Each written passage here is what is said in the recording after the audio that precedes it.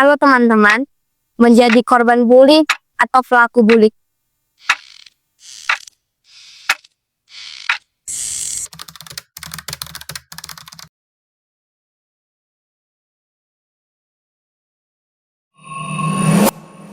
둥글게 둥글게 둥글게 둥글게 빙글빙글 돌아가며 춤을 춥시다.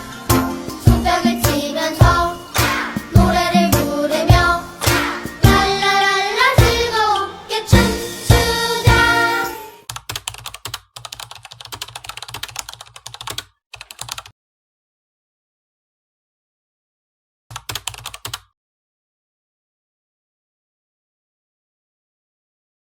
Jadi teman-teman, kita sekarang sudah bersama dengan kakak yang berinisial P, yang dimana tadi dari awal kita sudah dengar bahwa kakak ini adalah salah satu korban bully di sekolah dasar, yang dimana kita tahu kalau sekolah dasar adalah seharusnya tempat dimana kita bisa bermain, bisa menjadi anak-anak yang ceria. Namun kakak ini di usianya yang masih SD, dia mendapat perlakuan bully dari teman-temannya, yang itu adalah teman sebayanya. Baiklah kak, kalau boleh tahu gimana sih kronologinya sehingga kakak bisa mendapat perlakuan bully di usia kakak, yaitu masih sekolah dasar? Ini kan ada tiga kali saya pindah sekolah, 3 kali juga saya mendapat perlakuan seperti itu. Jadi mau mulai dari yang mana? Kenapa kakak bisa di tiga sekolah mendapat perlakuan bully gitu? Jadi ini ceritanya kakak pindah-pindah ya? Iya, pindah-pindah. Oh, kalau boleh tahu alasan kakak pindah-pindah sekolah itu apa? Apa memang karena pure sering dibully atau mungkin ada hal-hal yang lain gitu? Cuman ya kalau misalnya masalah kenapa alasan saya pindah itu, yang pertama itu gara-gara izin orang tua, yang kedua gara-gara saya ingin menemani keluarga saya, nenek, terus yang ketiga karena saya balik lagi ke orang tua saya. Kalau boleh tahu kak, kami pengen dengar cerita kakak yang gimana kakak benar-benar merasa sangat-sangat down ketika mendapat perlakuan bully tersebut dari teman kakak yang mungkin sampai sekarang memang masih berbekas di benak kakak gitu. Mungkin saat kakak merenungkan sesuatu sendirian, ketika kakak mengingat hal bully itu memang sangat-sangat menyakitkan bagi kakak gitu. Ini saya ceritanya dari yang pertama dulu ya. Boleh kak? Pertama itu saya pindah ke Bandung. Tapi saya tuh nggak langsung sekolah di sana. Pertama itu saya waktu kelas 1 saya sempat sekolah di kampung. Tapi gara-gara izin orang tua saya pindah ke Bandung, jadi saya pindah ke Bandung. Di situ masih kelas 1 juga. Nah jadi mungkin nggak tahu kenapa ya, mungkin mereka emang nggak suka sama murid baru. Kayak nggak nyaman lah kalau misalnya ada murid baru. Jadi tuh awal-awalnya karena mungkin faktornya gara-gara saya baru, terus karena ada perbedaan agama. Karena kan di sana, di sekolah saya ini memang sekolah negeri, tapi mayoritas agama di sana tuh berbeda dengan agama saya. Jadi itulah mungkin mereka membuli saya. Jadi kronologinya tuh awalnya tuh mereka kayak nggak peduli kalau misalnya saya ada di sana. Cuma lama-kelamaan kan kebetulan masih dekat dengan rumah mereka. Jadi waktu lagi main-main keluar, saya kan punya mainan. Di situ keluarga saya tuh saudara saya ada yang datang. Nah terus mereka ini merebut mainan saya. Saya kayak nggak terima lah, kayak mau minta balik gitu kan mainannya. Cuma mereka ini kayak nggak mau. Di sini kebetulan tuh ada 2 orang. Dan ini nggak mau membalikan mainan saya. Terus saya kayak masih aja nuntut gitu, nuntut terus. Lalu mereka kayak ngebentak saya terus sampai menampar saya gitu kan. Itu kan dilihat sama saudara saya. Saudara saya ini kebetulan umurnya tuh jauh sama saya. Mereka tuh masih kecil-kecil gitu kan. Jadi saya gitu cuma kayak bisa nangis sambil pulang ke rumah, habis sama emak saya kan, gara-gara udah kayak nggak expect diperlakukan kayak gitu kan. Ngadu ke ibu saya, cuma kayak mama saya tuh kayak yaudahlah mau gimana gitu kan. Dimarahin juga, tetap berulang kali digituin. Di sekolah pun kayak ada diskriminasi gitu. Di situ tuh saya rajin ngerjain tugas, termasuk murid aktif. Cuma saya tuh pasti nilainya tuh pasti anjlok, nggak pernah bisa dapat 10 besar. Pasti nyetak di 11 lah paling tinggi. Padahal banyak di atas saya itu yang pemalas, absen, jarang masuk sekolah, tapi ya mungkin karena itulah ya kan diskriminasi. Jadi maksud kakak ini gurunya juga bahkan melakukan perlakuan yang sama terhadap kakak cuman hanya karena perbedaan agama doang. Iya, mereka mendiskriminasi. Kalau boleh tahu kak nih, ini kan masalah agama. Kira-kira perlakuan apa sih yang atau mungkin ada kata-kata yang mereka keluarkan tentang agama kakak dan atau membanding-bandingkan dengan agama mereka yang memang sampai mereka fanatik itu dengan agama kakak gitu. Kalau misalnya di sana kayak lagi ada acara besar untuk agama mereka kan otomatis saya nggak ikut. Jadi saya kayak diasingkan di dalam kelas, di perpustakaan kayak gitu kan. Terus nanti sudah selesai kan mereka masuk ke dalam kelas. Pasti mereka bilang, ya nggak ikut kasihan. Makanya jangan agama ini gitu-gitu. Kalau misalnya mereka lagi main terus sama ikut tuh mereka kayak, ih ngapain sini? Sana-sana aja agama kita beda, harap-harap gitu. Jadi yang memeluk agama seperti kakak di sekolah kakak itu memang cuman kakak atau mungkin dari mereka yang tidak sekelas dengan kakak juga ada atau mungkin sekelas kakak yang memang memeluk agama yang sama dengan kakak gitu. Itu kan karena saya masih baru kelas 1, jadi saya tahunya itu cuma beberapa. Yang dari kelas saya cuma saya sendiri, terus ada dari kelas lain juga, dia beragama sama seperti saya. Tapi ya gimana, dia kan laki-laki, mungkin kesetaraan gender pun kayaknya nggak ada lagi di sana. Jadi teman-teman, kakak ini bahkan mendapat perlakuan yang sama dari gurunya karena perbedaan agama. Sangat-sangat mengagetkan ya, dimana seharusnya seorang guru itu menjadi penengah antara murid, namun gurunya juga terlibat dalam kasus pembulian yang dialami oleh kakak berinisial P ini. Jadi kak, gimana sih perasaan kakak waktu kakak pertama kali mengalami bully di usia kakak yang masih kecil, yang memang kakak baru memasuki lingkungan yang baru, yang seharusnya kakak menjadi mengenal orang baru dengan seharusnya senang, gembira, tapi kakak harus mengalami yang namanya bully. Itu gimana perasaan kakak pertama kali mendapatkan perlakuan seperti itu? Apalagi sampai diasingkan dari yang lain gitu. Ya pastinya kayak bingung, sedih, lebih ke bingung sih, nggak tahu mau ngapain. Terlebih lagi di sana kan yang memperlakukan saya seperti itu bukan hanya murid perempuannya saja, tapi murid lelakinya juga sering mengganggu saya. Sampai-sampai kan kadang kan saya tuh kalau misalnya pulang sekolah tuh lama dijemputnya sama orang tua saya. Jadi kalau misalnya saya tuh lagi belum dijemput, mereka pasti mengganggu saya, menyujuk saya, bahkan sampai kayak menjambak saya lah, menyembunyikan barang-barang saya lah. Jadi kayak ya bingung, sedih, Nggak tahu lagi mau ngapain. Dan yang parahnya kakak sampai mendapat perlakuan fisik dari teman-teman kakak karena dibully. iya. Wah, ini parah ya teman-teman. Anak kelas 1 loh udah bisa melakukan kekerasan fisik sesama temannya. Sampai dijambak.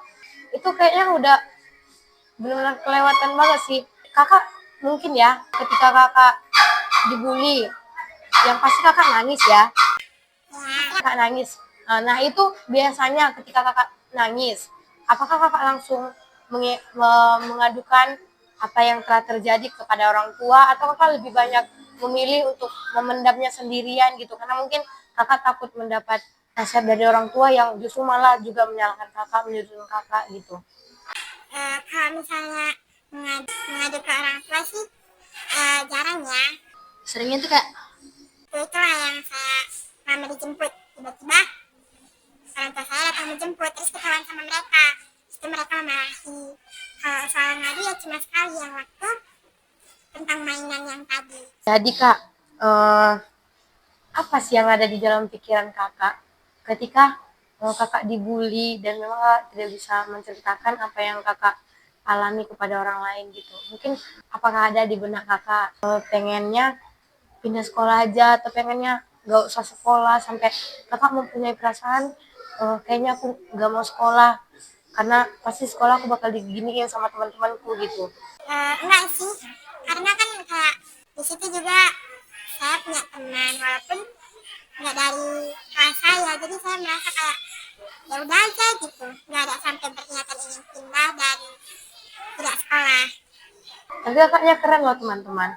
Dimana anak kelas 1 gitu loh, sudah bisa mendapat perlakuan bully secara fisik dan mental dari teman-teman, bahkan dari gurunya sekalipun. Itu waduh, kita yang udah SMA mungkin memikirkan hal seperti itu sangat-sangat di luar, sampai nggak tahu mau berkata-kata apa lagi. Karena gimana ya, ini anak SD loh ceritanya, anak SD gitu. Jadi sampai sekarang nih kakak masih punya dendam nggak gitu sama orang yang memperlakukan kakak seperti itu? Enggak sih, kayak udah lebih, kan udah jauh juga. Kamu juga kan kecil, kalau menurutmu pasti udah saling lupa lah, jadi kayak ngapain dendam gitu. Kira-kira kak, ini kejadiannya kan ini kakak bilang tadi kakak menjalani 3 sekolah. Nah ini kan di kejadian yang pertama.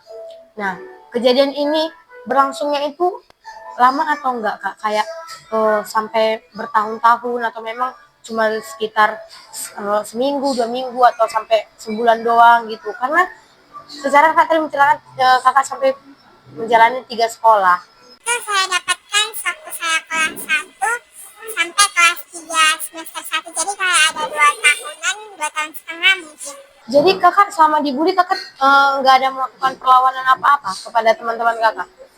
Nggak ada, saya lebih memilih kayak misalnya kalau jam istirahat, yaudah saya pergi aja dari kelas itu, seberusaha mungkin menjaga mereka. Kalaupun di rumah, saya nggak lagi main keluar, main di dalam rumah aja sama adik saya.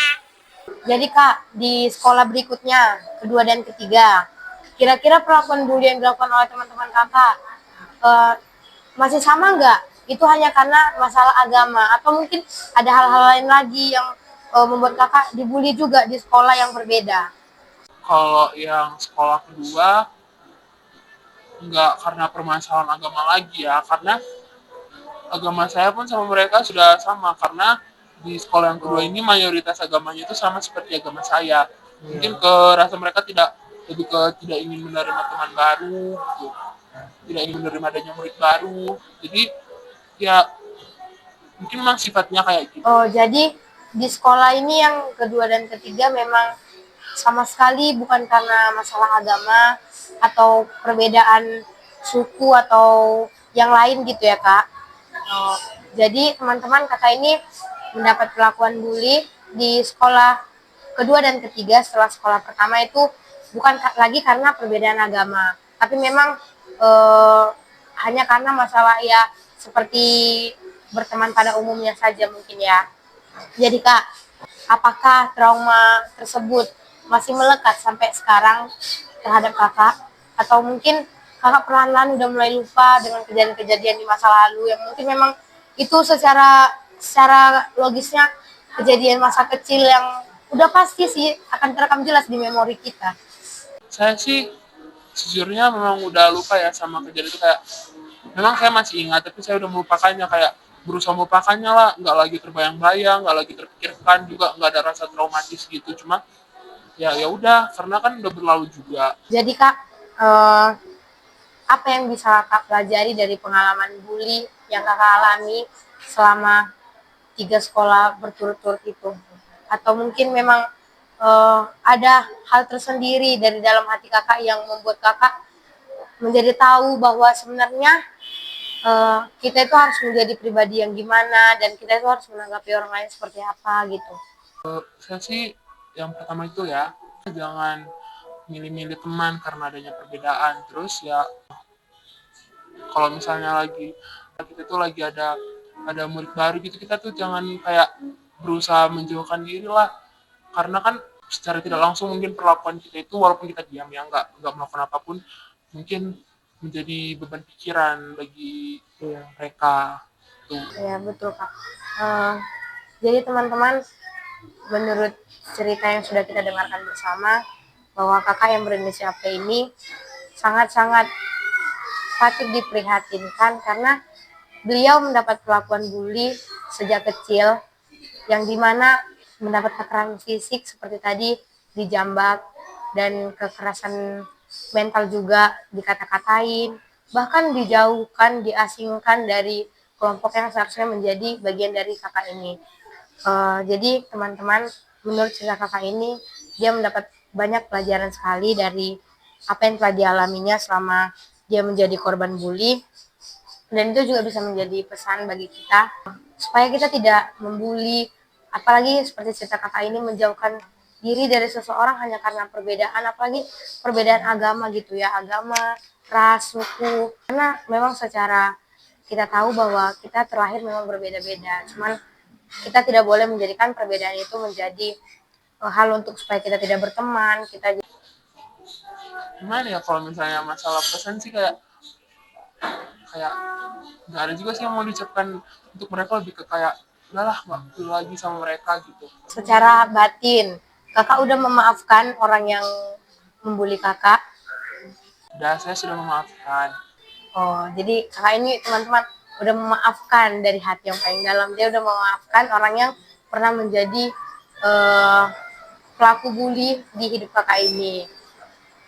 Jadi seperti yang kita tahu, kakak ini kayaknya tidak ada yang mau ingin disampaikan kepada pelaku bully yang sudah menjadi kan kakak ini seperti sekarang ini. Ya mungkin untuk teman-teman yang lain juga kita jangan sampai seperti itu. Dan untuk kakak inisial P ini, terima kasih Kak atas ceritanya. Terima kasih sudah mau berbagi cerita di podcast kita kali ini. Semoga apa yang kakak ceritakan hari ini bisa menjadi pelajaran bagi saya juga, bagi teman-teman yang lain di luar sana. Pesan kita di sini untuk kakak, semoga kakak terus semangat, tetap jadi pribadi yang selalu memaafkan orang lain, karena tidak ada yang lebih indah Kak selain kita memaafkan. Karena sedalam apapun luka yang kita alami, kalau memang orangnya nggak akan pernah tahu mereka itu salah, mau nggak mau memang kita yang harus memaafkan duluan. Jadi teman-teman, mungkin sampai di sini saja podcast kita kali ini. Kita banyak belajar dari kakak inisial P. Semoga kakak ini selalu hidup menjadi orang yang berbaik hati, pemaaf, dan juga penyayang. Terima kasih ya Kak sudah berbagi cerita kepada kami di sini. Ya, semoga kakak lancar sekolahnya, kakak juga bisa menjadi orang yang berguna ke depannya. Oke, terima kasih ya Kak. Ya, baiklah teman-teman, mungkin sampai di sini saja podcast kami kali ini. Terima kasih bagi teman-teman yang sudah mendengarkan. Mohon maaf apabila ada salah dalam podcast kami kali ini. Semoga podcast ini bermanfaat untuk kami, kakak ini, bahkan untuk semua pendengar di luar sana. Terima kasih.